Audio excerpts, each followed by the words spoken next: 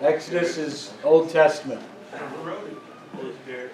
We're gonna go over that. You weren't here when we started Genesis? Holy Spirit. I think Grandpa Moses wrote this. 7 questions to ask. Anytime you start a book in the Bible. He didn't think I'd go back over that. I'm a broken record. I still do it. Right, yeah. Just like we did on Thursday night when we started Romans. Just like we did when we started Genesis. Seems like 10 or 15 years ago. But who wrote the book? That's question number 1, right? Anytime you're reading any book in the Bible, I ask these questions. Who wrote the book? What is the book about? Where were they when they wrote the book? Sometimes the who has 2 parts, because with Paul it's who wrote the book, but also to whom is it addressed to.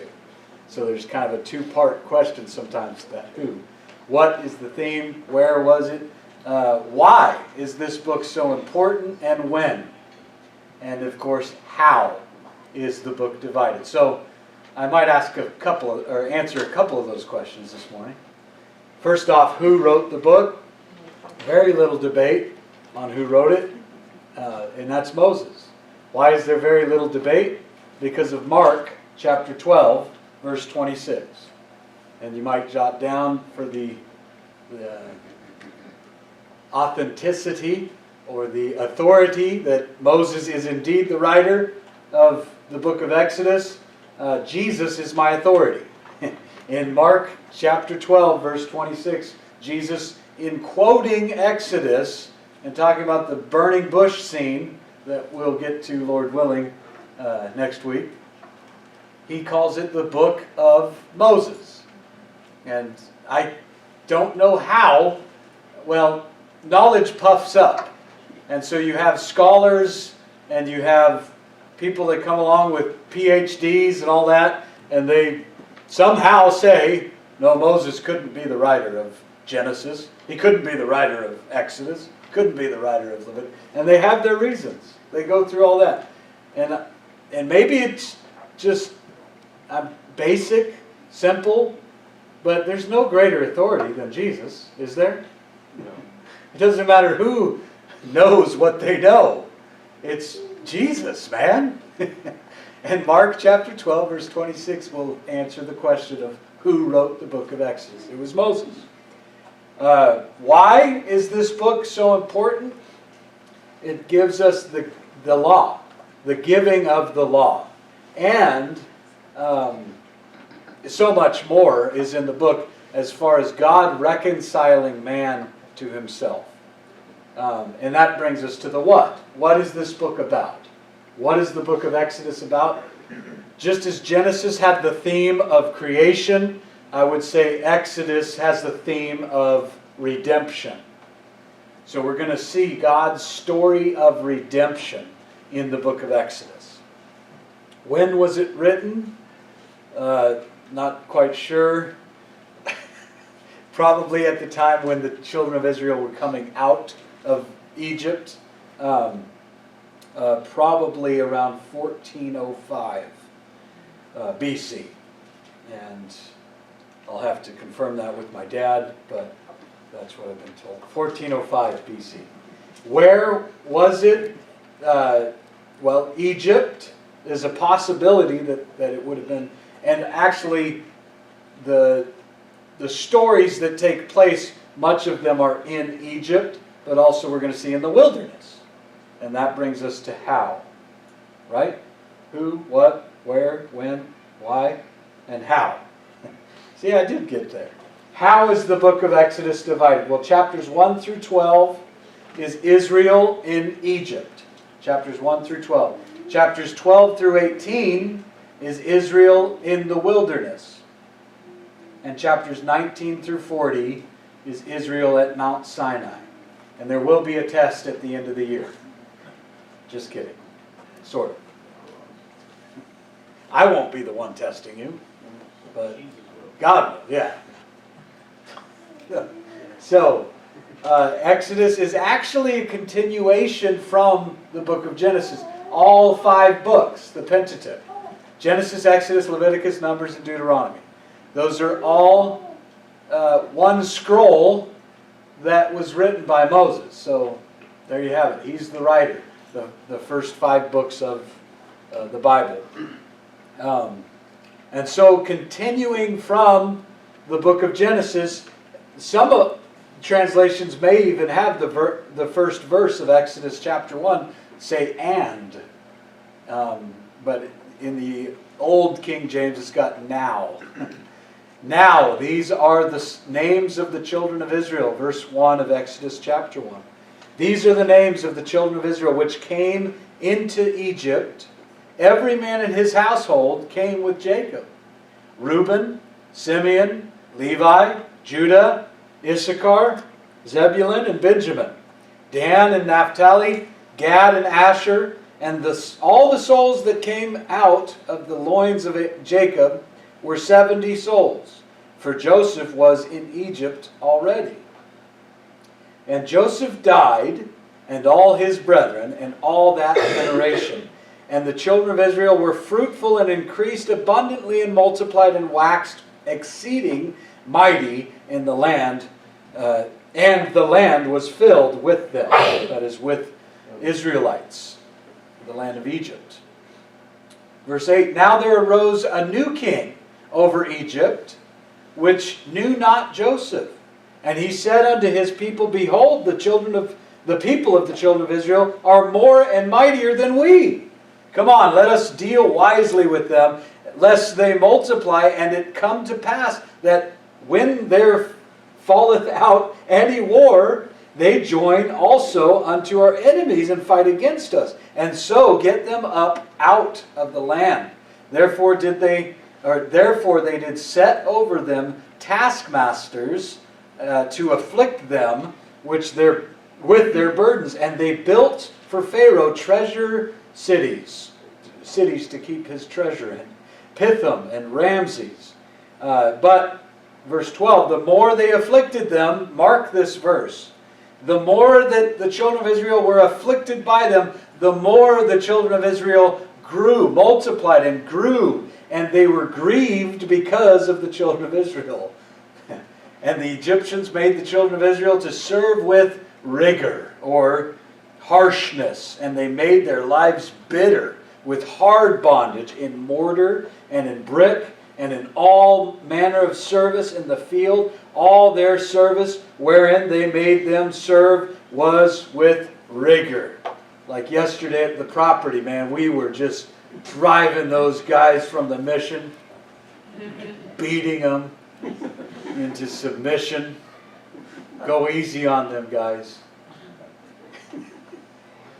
No, that just kind of reminded me of that. Verse 15. And the king of Egypt spake to the Hebrew midwives, of which the name of the one was Shiphrah, and the name of the other was Puah. There's a couple names, Mikey, Alex. Who's right? Shiphrah, Puah. Verse 16. And he said, when ye do the office of a midwife to the Hebrew women, and see them upon the stools, if it be a son, then ye shall kill him. But if it be a daughter, then she shall live. And all the women said, amen. No? Okay. That was silly. But the midwives feared God, and did not as the king of Egypt commanded them, but saved the male children alive. And the king of Egypt called for the midwives and said unto them, why have ye done this thing, and have saved the men children alive? And the midwives said unto Pharaoh, because the Hebrew women are not as the Egyptian women, for they are lively and healthy, and are delivered ere the midwives come in unto them. You know, they've already had the children before we've even gotten there, by the time we got there. Therefore God dealt well with the midwives. And the people multiplied and waxed very mighty, and it came to pass, because the midwives, what? Excuse me? That was a question.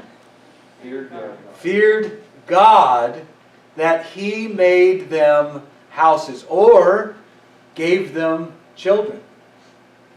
And Pharaoh charged all his people, saying, every son that is born ye shall cast into the river, and every daughter shall ye save alive.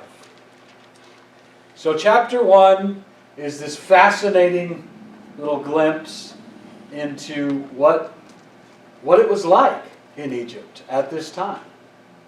What happens over a period of 400 years.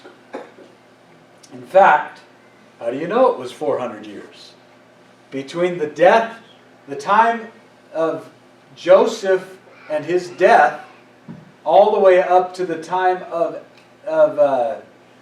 the Exodus. So really not this time that we're reading. This is the birth of Moses that we're going to come into. But the time that they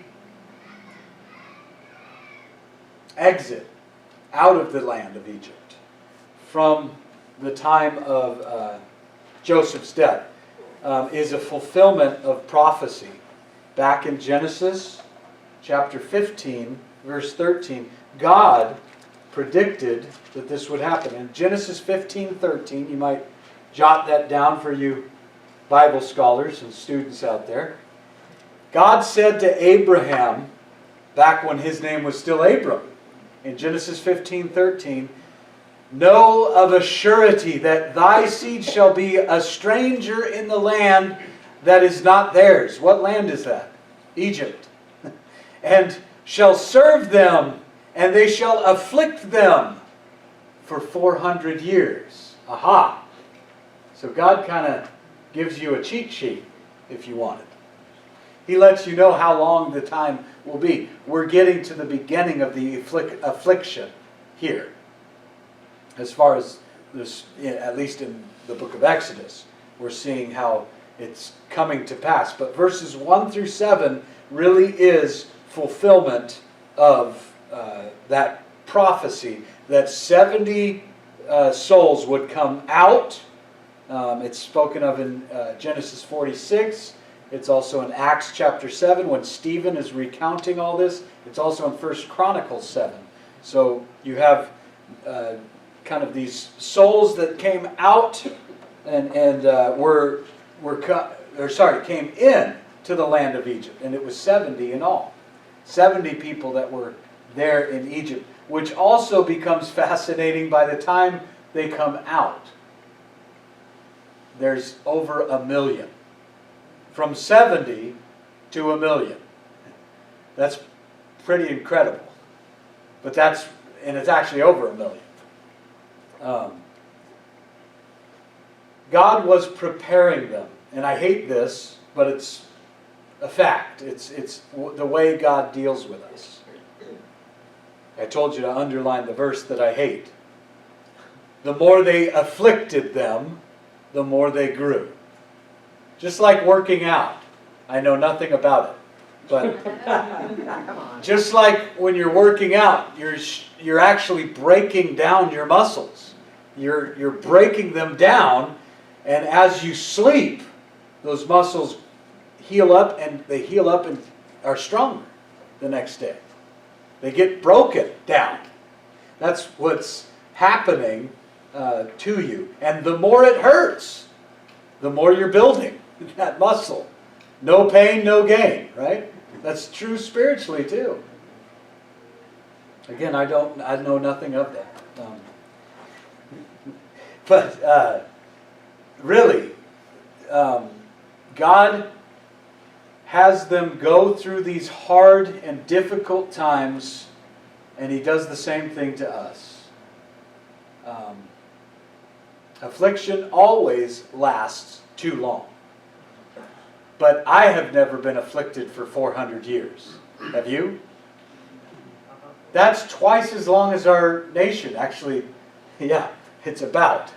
The age of America is not that old. And God, another important thing to remember is God, during the time, that 400 years of affliction, He's preparing the children of Israel to go into a land as a nation. But not only that, he's preparing the land for the children of Israel to come in. What do you mean? In the land, there were these despicable, disgusting, just awful things taking place by the Canaanites, by the Perizzites, by the Hivites, by the Hittites, by the Jebusites, by the Perizzites, Amorites, Ananites, mosquito bites, pillow fights, flashlights. Yeah, you fill in all of those ites. God was giving them 400 years to turn from their wicked ways. So when we come to those passages that are difficult, many people have a hard time. Man, the God of the Old Testament's bloody. He just likes to kill people and annihilate whole nations, the Canaanites. Excuse me? He gave them 400 years to turn. So remember that.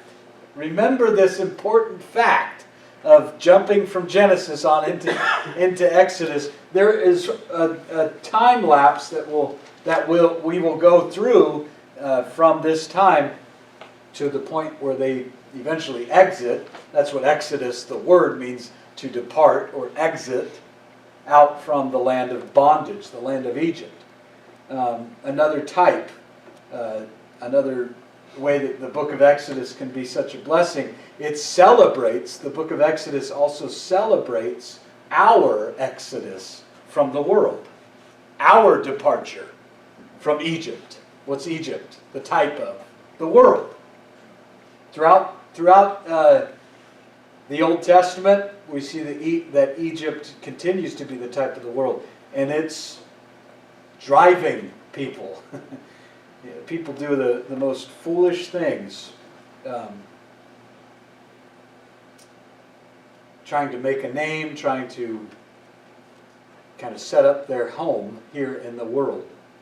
And we're going to see that, especially with Moses. So there comes along this new king, new Pharaoh. That new, verse 8, Exodus 1, verse 8 goes on to say, they did not know Joseph. Something I forgot to mention was Hebrews chapter 11, verse 22. As we finished the book of Genesis last week, I should have thrown that in. Hebrews 11:22 lets you and I know that there's kind of a special last note to take on concerning Joseph. And that is that he was a man of great faith, and something he said at the end of his life, back in Genesis 50, verse 25, we're given clarity in Hebrews 11, verse 22. Just listen. By faith, Joseph, when he died, made mention of the departing of the children of Israel and gave commandment concerning his bones. And what did he say in Genesis 50, verse 25? Ye shall carry up my bones from hence. So, in faith, Joseph makes this statement that will come to pass. And it lets you and I know that even up to his death, Joseph was a man of great faith and who walked by faith. Keep your finger in Hebrews 11, because we will refer to the next verse, actually, back in Hebrews 11, if I can get through chapter 2. Let's see. It's fun reading. Exodus chapter 2, verse 1. And there went a man of the house of Levi and took a wife of a daughter of Levi. And the woman conceived and bare a son. And when she saw him, that he was a goodly child, that is beautiful to look at, she hid him 3 months. And when she could no longer hide him, she took for him an ark of bulrushes and dabbed it with slime and pitch and put the child therein, and she laid it in the flags by the river's bank. And his sister stood afar off to wit what would be done to him. And the daughters of Pharaoh came down to wash herself, or the daughter of Pharaoh came down to wash herself at the river. And her maidens walked along by the river's side, And when she saw the ark among the flags, she sent her maid to fetch it. And when she had opened it, she saw the child, and behold, the babe wept. And she had compassion on him and said, "This is one of the Hebrews' children." Somebody said an angel must have pinched that baby to make him weep. Then said his sister to Pharaoh's daughter, "Shall I go and call to thee a nurse of the Hebrew women, that she may nurse the child for thee?" And Pharaoh's daughter said to her, "Go." And the maid went and called the child's mother, whose name was Jochebed. And Pharaoh's daughter said unto her, "Take this child away and nurse it for me, and I will give thee thy wages." And the woman took her son, Moses, and nursed it and got paid for it. Pretty awesome, huh, gals? And the child grew, and she brought him unto Pharaoh's daughter, and he became her son. And she called his name Moses, and she said, "Because I drew him out of the water." And it came to pass in those days, when Moses was grown, that he went out unto his brethren, and looked on their burdens, and he spied an Egyptian smiting a Hebrew, one of his own brethren. And he looked this way, and he looked that way, and when he saw that there was no man, he slew the Egyptian and hid him in the sand. And when he went out the second day, behold, 2 men of the Hebrews strove and were fighting together. And he said to him that did the wrong, "Wherefore smitest thou thy fellow?" And he said, "Who made you a prince and a judge over us? Intendest thou to kill me, as thou killedst the Egyptian?" And Moses feared man, and said, "Surely this thing is known." Now when Pharaoh heard this thing, he sought to slay Moses. But Moses fled from the face of Pharaoh, and dwelt in the land of Midian, and he sat down by a well. Now the priest of Midian had 7 daughters, and they came and drew water and filled the troughs to water their father's flock. And the shepherds came and drove them away. But Moses stood up and helped them and watered their flock. And when they came to Reuel, their father, he said, "How is it that ye are come so soon? How are you done so early today?" And they said, "An Egyptian delivered us out of the hand of the shepherds, and also drew water enough for us, and watered the flock."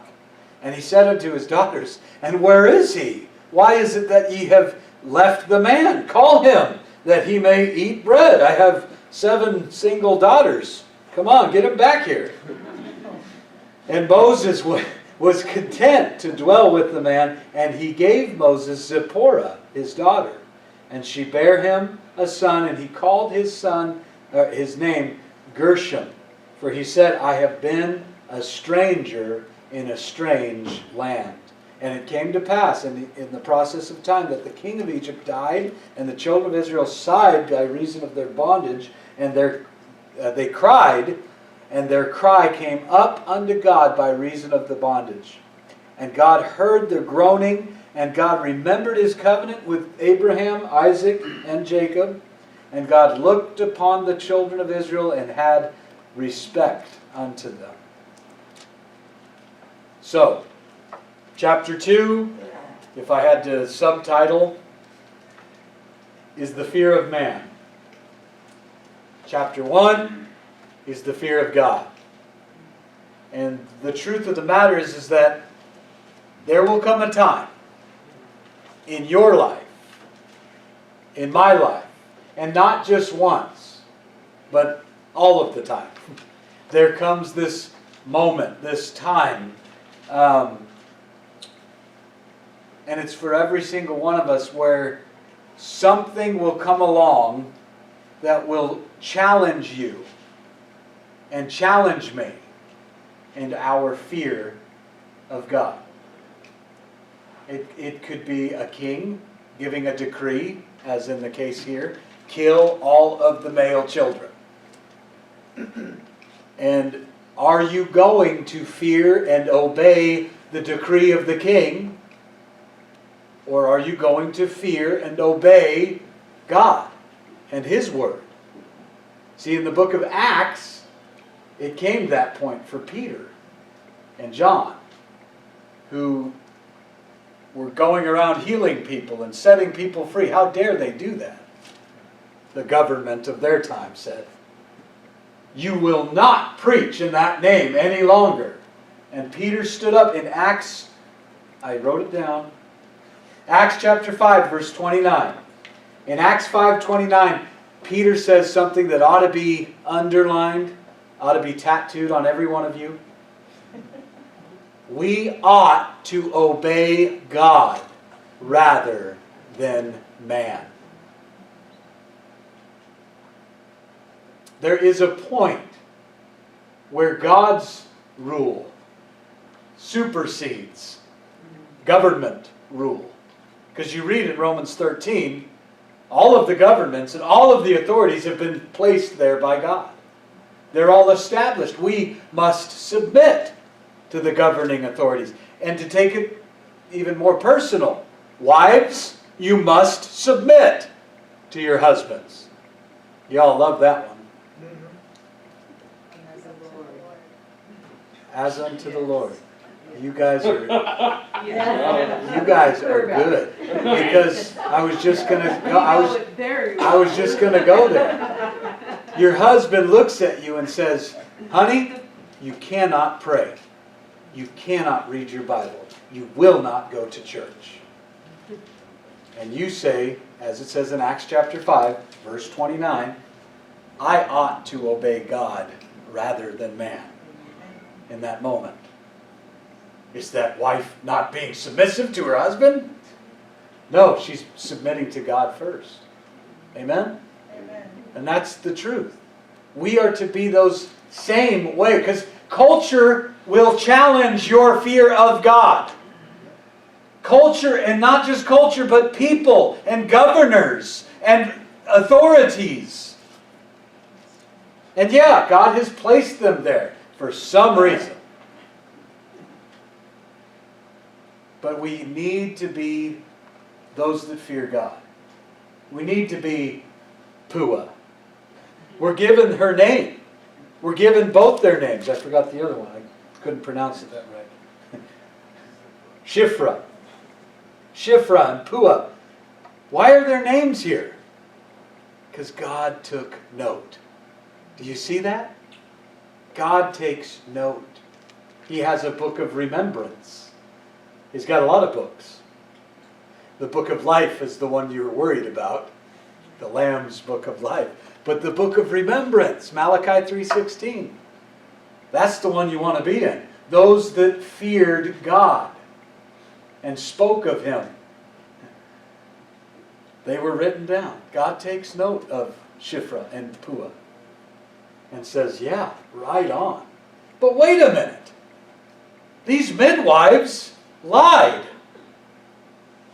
They looked Pharaoh, they looked this king square in the eye and said, by the time we get there, it's too late. And we just don't know what's happening. Now, it's not quite as clear if it's a lie as it is when we get to Rahab. In the next few years. We'll be in the book of Joshua, Lord willing. And we'll see this Rahab that flat out lies. And what's interesting about Rahab is she's spoken of in Hebrews chapter 11. So are you saying it's okay to lie? If it means saving a life.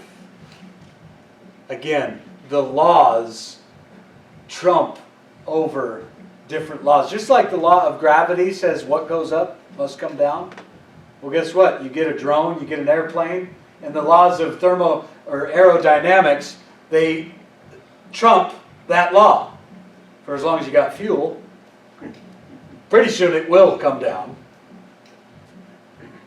And in that same way, you told this lie, and it goes down throughout history, and you're remembered. God changed up the whole scene. And again, it was not knowingly. She did not know the Lord personally like you and I do, in the case of Rahab. But our fear of God should always triumph the fear of man. And the law of God triumphs the law of man.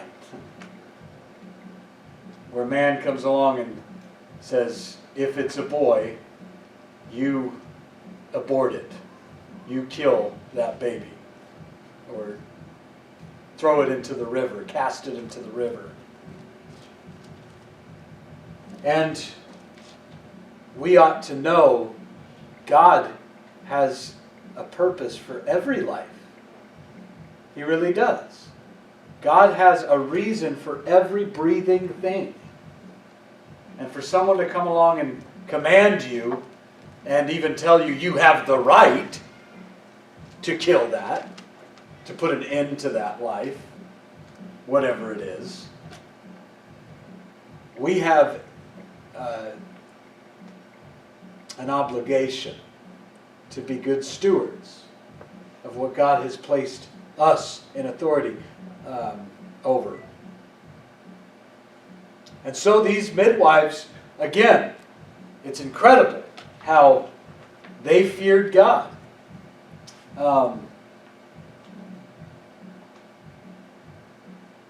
And like I said, that is something that you will be challenged with always. It's not just current events. This will always come up. Do you fear God? Or do you fear those around you? Couldn't help but think of me and Matt walking into the store yesterday. I didn't have a mask on the whole time I was in that store. I even paid for the stuff. I got looks like, what are you doing? And I just, kind of acted. Do you fear man and what they might think, what they might say, what they might do? Or do you fear God? Are you radical? Are you a freak? And if you are a freak, whose freak are you? I'm a Jesus freak. I care about what he thinks. I'm really only concerned with what he says, what his word says. And beyond that, I'm not at all saying to unmask and go out there and do your thing. But do not fear what man can do, as Jesus told you, as Jesus told me. Do not fear what they might say or think or do. The fear of God is lacking in our culture, in our time. That's why the book of Proverbs is key. Read it every day. Whatever date it is, read it. And you will see the fear of God very clearly. Teaches you and I. That's the beginning of wisdom. That's the beginning of any kind of knowledge that will further you. Fear God, not man. Fear God and not man. People do silly things because they fear man. People do incredibly useless, pointless, fruitless things to please man. To please those around. You've ever heard that term, walking on eggshells? Have you known anyone you have to do that around? Don't you just love that? Those kind of people? He might be in one of those moods today. Am I the only one? Come on. Come on. Am I preaching today or no? Right on point. All of that is rooted, isn't it? All of it is rooted in thinking and really fearing what others will think. What man thinks. And let's just face it, it's pleasing man.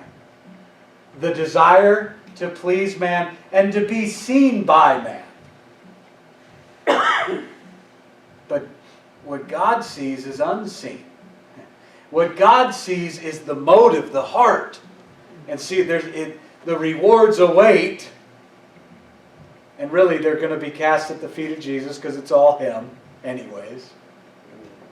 But that's who I'm concerned about. That's who we need to be concerned about. That's what these midwives feared more than this silly king. And he was a powerful king. He was an Assyrian. Interesting. Isaiah, you have to do your homework to find that one. Isaiah 52 verse 4 lets us know that this new king that rises up, that knows nothing about Joseph, was an Assyrian. And that becomes kind of significant. It doesn't take long for any culture, and we know because we live in America, for any nation to forget what they're about, where they come from, who they are. It doesn't take long. For these guys, it was about 200, a little more, almost 300 years between Exodus and this new king that comes onto the scene here. And how important it is for us to read what we're reading, because it lets us know what happened. It's incredible how little, my dad really knows about his great-great-great-grandpa, if anything. No, and I wouldn't. You wouldn't either. Because we forget. If it's not written down, we're going to forget all about it. That's why God's Word's so powerful. But this man in chapter 2, this man of the house of Levi, his name is Amram, we will find. That is the father of Moses. And he takes Jochebed, we're going to catch that a little bit later, the mother of Moses. And Amram and Jochebed, however you want to say it, Jochebed. It's probably something more like that. These two are mentioned in Hebrews chapter 11, the next verse. I told you to keep your finger there. Is it still there? Come on. Hebrews chapter 11, verse 23. The next verse. It's okay, my finger wasn't there. Turn back to it. By faith, Moses, when he was born, was hid 3 months of his parents, which are Jochebed and Amram. Because, now get this, Hebrews 11, verse 23. Note why his parents are mentioned. Because they saw he was a proper child. They were not afraid. They were not afraid of the king's commandment. That's Hebrews 11:23. Don't get upset with me. It lets you and I know the reason that they're remembered. God remembers the parents. And can you imagine putting your child into this ark? I suggest that Amram and Jochebed knew Genesis and the story of Noah. There are 3 arks in the Bible. 3 arks. One was huge. Noah's Ark. Everybody knows Noah's Ark. Genesis 6, 7, and 8. And that whole story, I suggest Jochebed knew. She knew her Bible. She knew her history. She was told. And she knew it. And had faith, great faith, to believe. There was a time when all the world was in danger. More than that, they all died, perished. It was the time of the flood. And she says, what saved them? It was an ark. And it's interesting, she pitches it and uses the same stuff that Noah used to cover and to make this little ark waterproof, able to float, and keep that little baby, Moses, safe. And there's Miriam. That was one of my daughter's favorite characters in the Bible. If Micah was a girl, he would have been called Miriam. And thankfully, we found out that Miriam means bitterness. So we're going, it's probably better that he wasn't a girl. But one of my daughter's favorite characters in all of the Bible so far, this little Miriam. And she becomes pretty prominent. We're going to see and stay with her through, especially in the book of Numbers, as we continue in. She's the older sister, watching brother, probably in tears, wondering, what's going to happen? You know, as a child, you know that this isn't natural. They know. They know this is not, what is mom doing? Putting that baby in that thing. And then in the water, what are you doing, Mom? No wonder she follows it and makes, what's going to happen? And then she's there when the Pharaoh's daughter finds it. And thankfully she's there, right? Hey, I happen to know a Hebrew woman that can nurse that baby. What do you say? God's so good. He's watching over all that. He sees it watching. But then Moses grows up. Moses grows up. And he's kind of cocky. He's kind of arrogant.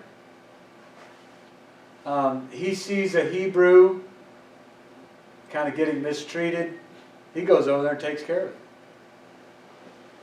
And he hides that Egyptian in the sand, not realizing, a toe popped up out of that sand. Somebody noticed. And be sure of this, Numbers 32:23 or 23:32, I can never remember. It's one of those. Your sin will always find you out. Be sure of this. And Moses hides this thing in the sand. And it's interesting, it says he looked this way. I almost see the old cartoons that use that phrase. You look that way, you look that way. Okay, I'm going to go. He made a mistake, he didn't look up. We do the same thing, don't we? God's always watching. There's somebody always seeing it, right? Hebrews 4:13. Everything is naked, it's exposed in His sight. Nothing is secret when it comes to Him. And it's interesting that Moses grows up. And he tries to, hey, what are you guys mistreating each other for? You guys are brethren, Get along. Can't we all just get along? And they, what? Verse 13 of Exodus chapter 2. They said to him, 14. Who made you a prince or a judge over us? Later in the book, in the New Testament, I think it's John's Gospel, they will say, we will not have this man rule over us, be judge over us. Speaking of who? Jesus Christ. Moses is a beautiful type of Christ. And he continues to be a beautiful type of Christ, in that his first coming to the people, they rejected him. In fact, they kind of scoffed him, like they did to Jesus at his first coming. We're going to see there's a second coming of Moses, and he sets the people free. He comes to lead them and deliver them, and the people will receive him then. Just like Jesus. He came at the first coming, and they rejected him. But note it carefully. In between, there's a Gentile bride that takes him, and rather, he takes her to be his own. In between him being rejected by everyone, and then coming again. See, Jesus Christ has not come yet, again. But we will be with him, Zipporah, his bride. we're going to be with him. You see the picture there? This is one of many pictures that we're going to see of just how Jesus is found in every page, in every phrase. And so he grows up. I love what Don McClure says about, he also talked about Joseph. We all should remember Joseph's story. Had God used Joseph when he was 17 and fulfilled all his dreams, we would have a whole different story on our hands. Same thing here with Moses. Because see, Moses, we're going to find, goes and gets married, and he's in the backside of a wilderness, of a mountain, tending sheep for 40 years. Had God used him without doing any preparing, like Joseph, you would have an arrogant, cocky man. In fact, the Red Sea parts, and you could just picture Moses at the interview. Yes, God chose me probably for many of my character traits.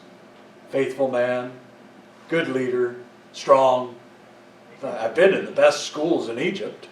I've had all of the greatest, wisest counsel.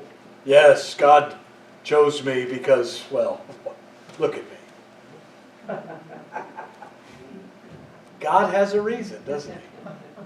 For the time. Now, I hate God's timing. I mean, my timing's perfect. God's timing. We all hate it.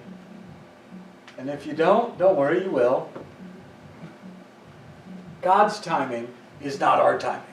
It's so much better. Isaiah 55, 8 and 9. Always coming back to it. My thoughts are not your thoughts. In fact, Romans chapter 9. I wrote that one down too. I knew I'd get to some of these. Romans chapter 9, verse 20. In talking about the nation Israel. Thursday nights, we're in the book of Romans, and it's been really neat to see how things are kind of lining up with where we are. Tonight we'll be in Psalms. But in Romans chapter 9, verse 20, Paul says this, "Who are you, O man, to reply against God? Shall the thing formed say to the one that formed it, why have you made me like this?" I hate that verse. But it's so true. We do it all the time. Shake our fist at God. How could you? Why would you? Who are you, oh man?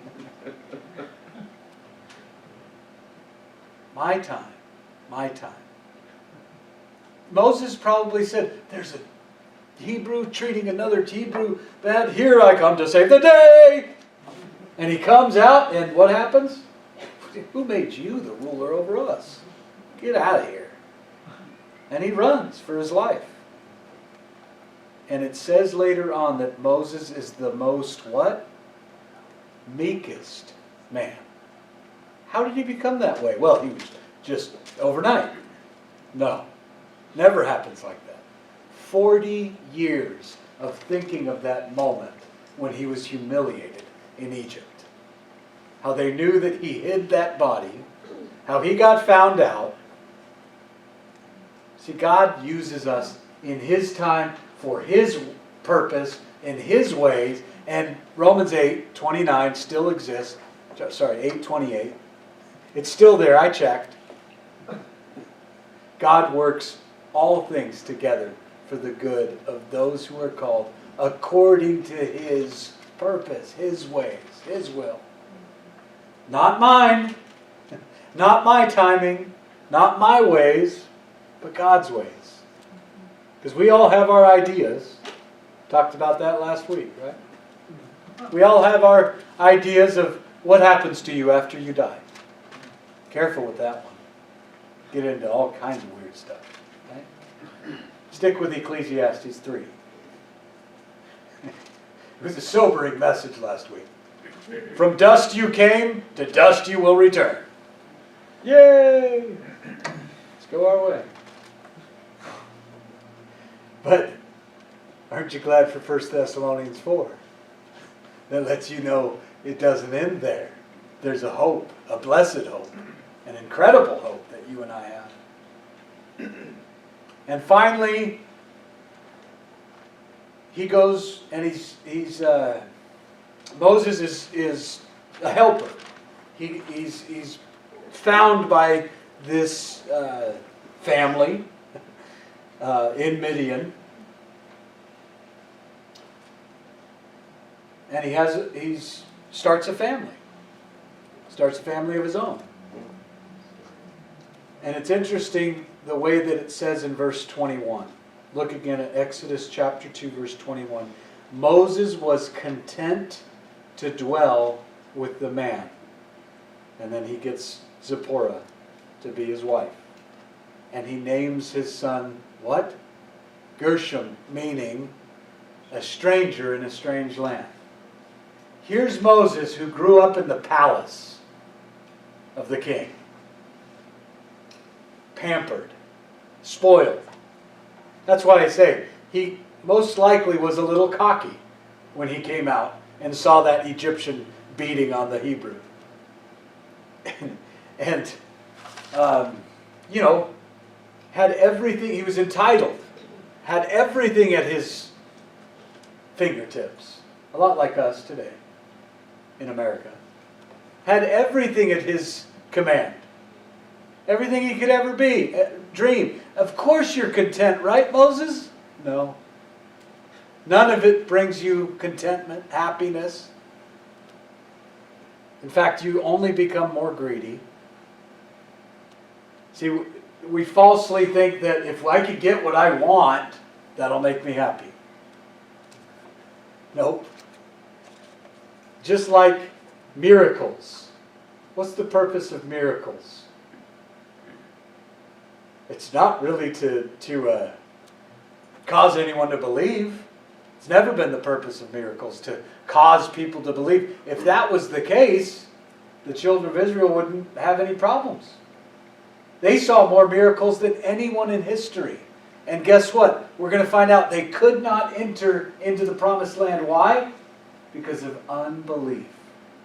They saw miracles and yet did not believe. And we think, if I saw a miracle, I'd believe. No, if you see a miracle, and mark this, if you saw a miracle, everything you wanted to see right before your eyes, it would only create in you a desire to see more miracles of a different kind. And that's the way our flesh is. That's how lust is. You feed it, it just wants more. I mean, you can look at me and you can tell. That's the way that hunger works. That's the way that our flesh works. Feed me.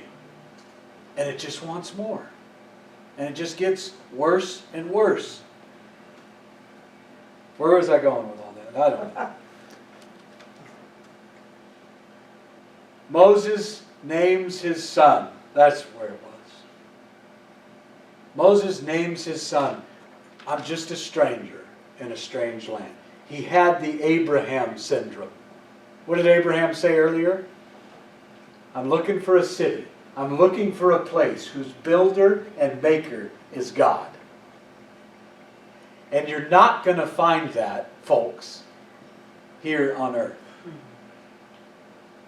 Contentment is found really in Jesus Christ. I came across these words. I've never really heard this song. I didn't realize it was and maybe it could be a poem. This world is not my home. I'm just passing through. My treasures are laid up somewhere beyond the blue. The angels, they beckon me from heaven's open door. I just don't feel at home in this world anymore. Isn't that how we should all be? You see, to the extent that I focus on heaven, the more that I really focus on heaven and set my mind on things above and not on things of the earth, to that extent, to the extent that I do that, that's how content I will be and satisfied I will be in this world. But the more I focus on the world around me, I'm not content. I'm not satisfied. I'm only craving and desiring more and more and more and more. You are no earthly good until you are heavenly minded.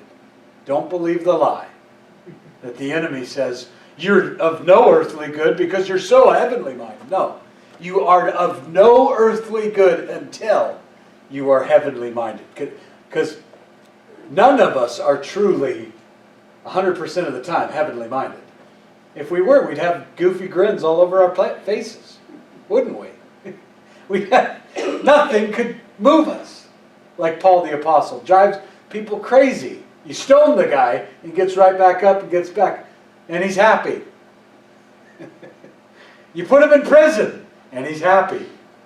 Godliness with contentment is great gain. Don't believe that money is going to bring you happiness or things will bring you happiness. The more I set my mind on things above, the more content I will be. And what I am really looking for, what we are really craving, is not here on earth. It is not here on earth. It's true. And the infomercials, everything around you is trying. The enemy, yourself, the world, the system, says, no, you need this, you need this, you need this. We used to have a pastor that had a saying, how do you know you need it? How will I know that I need something then? Do you have it? Well, then you don't need it. I hated that. If you need it, then you'll have it.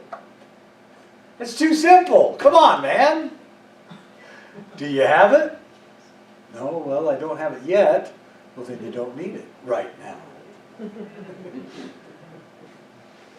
But the Corvette, it's on sale.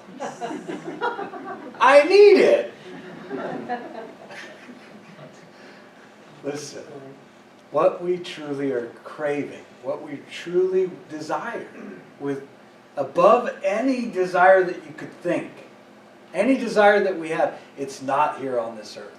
And it's how Paul would write, what I'm going through, my affliction, which wasn't 400 years like the Israelites, what I am going through currently, and what you're going through right now, it's a momentary light affliction. Oh, how could you say that? You don't understand. No. What you're going through is light and momentary. In light of eternity. Our life is but a vapor. We're here today, gone tomorrow. So set your mind on things above and not on the 49ers.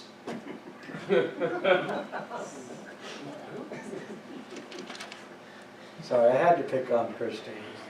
That was a personal thing. But are you, and I did write that question, are you a stranger in a strange land? Or do you just kind of feel real comfortable here? You know, in light of us moving as a church, this could not come at a better time. It's going to feel strange. We're going to be in a strange land over there. Take only what you need to survive. I really mean that. Because we need to learn this whole thing of being content with the things that we have. And it's something we learn. Do I really need that? Whatever it may be. We need to learn this whole thing of contentment. Ain't taking anything with us. To heaven, that is. We'll take a few things over in the move, but